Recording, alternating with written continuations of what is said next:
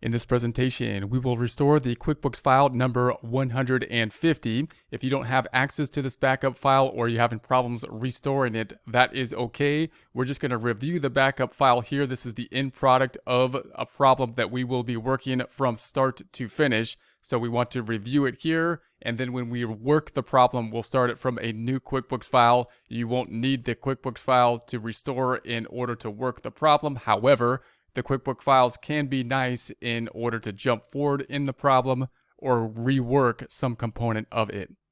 Here we are in QuickBooks. If you have a prior company opened such as this, you can go to the File tab up top and then you can close the company.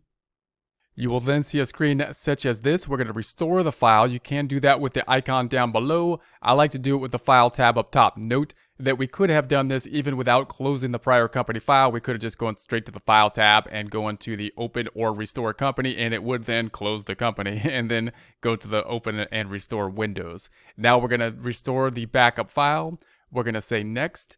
I'm going to find it on the local. It's going to be a local backup on the local drive. I think that's what that means. We're going to go to the desktop. We're going to scroll down. We're going to find that backup drive.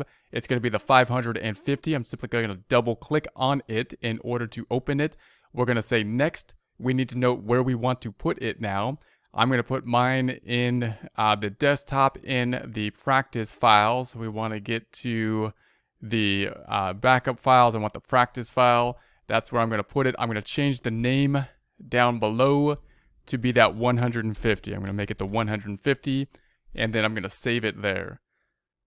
Here is the restored file. It's going to be 3 job cost tracking work in process. If we want to check the chart of accounts, we can go to the lists up top, chart of accounts. This is what the chart of accounts look like. So we have a longer chart of accounts as we can see here.